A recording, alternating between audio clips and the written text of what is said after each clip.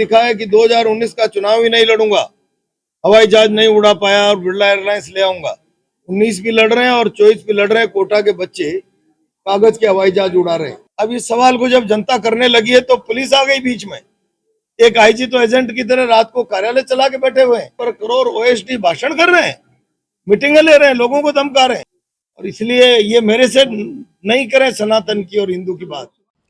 लोकसभा चुनाव 2024 के तहत मतदान की तारीख अब बेहद करीब और राजस्थान में सियासी बवाल काफी तेज है। जिस तरह से मौसम के तापमान में लगातार वृद्धि हो रही है, ठीक इसी तरीके से राजस्थान में सियासी पारा भी अब चढ़ने लगा है। राजनीतिक दलों के तमाम प्रत्याशी लगातार अपने अपने लोकसभा क्षेत्रों में चुनावी प्रचार प्रसार कर रहे हैं और कोशिश यही कर रहे हैं कि जो विपक्षी प्रत्याशी है उसे किसी भी तरह से पछाड़ दिया जाए, किसी भी तरह से मात दे दिया जाए। और आप देखिए कि इस दौर में बयानबाजियों का सिलसिला भी लगातार जारी है। नेता एक दूसरे को कोसने से, एक दूसरे के बारे में कुछ भी बातें करने से कतई कतरा नहीं रहे और बयान ऐसे ऐसे दिए जा रहे हैं कि सुनकर हर कोई चौंक जा रहा है।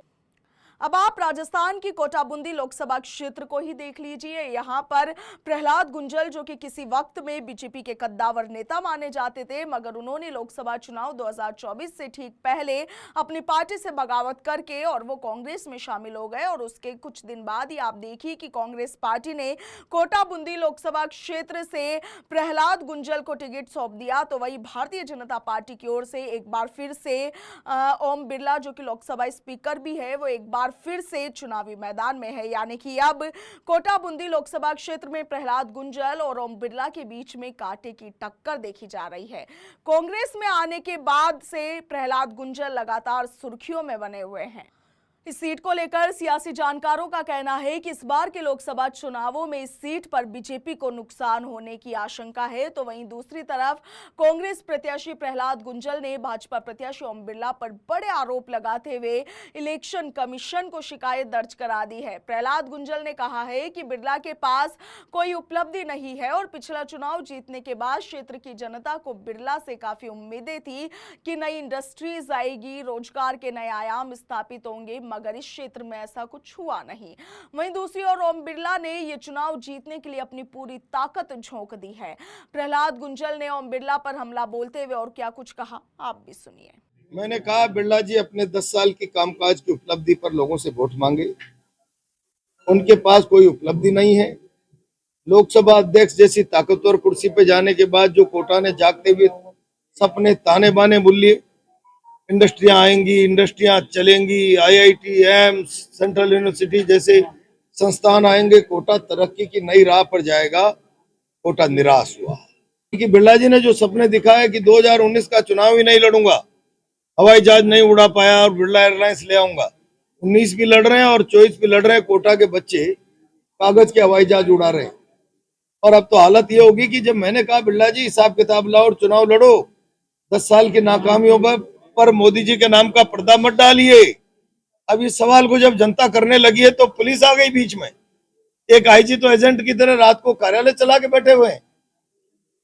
रात के 2-2 बजे तक आज कौन गया था, कितने लोग गए थे, सारे कैमरे लाओ, तमाम एसएचओ जिन जिन थानों में मेरा संपर्क है आ जाओ और उनको बुलाओ, संपर्क करो। और ओएसडी भाषण कर रहे हैं, मीटिंगें ले रहे हैं, लोगों को धमका रहे हैं। इलेक्शन कमीशन को बार बार मैंने शिकायत कर दी, इलेक्शन कमीशन मौन क्यों है? कोटा में निष्पक्ष चुनाव के लिए ओएसडी को तत्काल लोकसभा में 10 से 5 की ड्यूटी के लिए पाबंद किया जाए और आईजी को अविलंब हटाया जाए। आईजी ओम बिरला के एजेंट के रूप में काम कर रहे हैं। ड्रोन से निगरानी की बात है। मेरे घर पर ड्रोन रात के 1-1, 2-2 बजे उड़ाए जा रहे हैं। अंदर कौन बैठा है, कौन आ रहा है? मैं तो जब से कैंडिडेट घोषित हुआ हूं, सुबह 8 बजे से लेकर रात के 2 बजे तक हजार आप भी उस दृश्य देखते होंगे, वहां से निकलते करते हजारों लोगों का मेला लगा रहता है। तो आप ड्रोन से निगरानी करो। तो क्या मुझे खत्म करना चाहते हो? क्या आप मेरे घर पर क्या बम गिराने की साजिश है क्या आपकी? ड्रोन से निगरानी कर रहे हैं। ऐसे आप भय का वातावरण बना के दुनिया के सबसे बड़े प्रजातंत्र के सबसे बड़ी पंचायत के इस चुनाव में, बसंत पर्व में, लोगों की भावना को डरा धमकाकर बदल नहीं सकते। आपकी नीति बताइए। आप कोचिंग के बारे में जो एक्ट आया उससे कोटा आशंकित है, बिल सही है तो उस पर बयान दो। और बिल गलत है तो उस पर अपनी स्थिति स्पष्ट करते। आपने क्यों पारित करा दिया? आप लोकसभा अध्यक्ष हो, और इसलिए आप केवल कुछ चीजों को पर्दे के पीछे रखकर भय का माहौल बना के एक दीपक शर्मा को जेल में डाल रखा है, कोई पोस्ट शेयर कर दी तो। एक दिन एक थाने में 16 बच्चों को बैठा लिया। क्या आपने बिरला जी के विरुद्ध कोई पोस्ट शेयर कैसे कर दी? तो क्या आप डेमोक्रेसी के मुंह को बंद कर दोगे? सेंसरशिप, आजादी खत्म कर दोगे लोगों को बोलने की और सोशल मीडिया की? बिरला जी और मदन जी दिलावर मुझसे सनातन पर और राम के जीवन मूल्य संस्कारों पर बहस करना चाहते हैं क्या?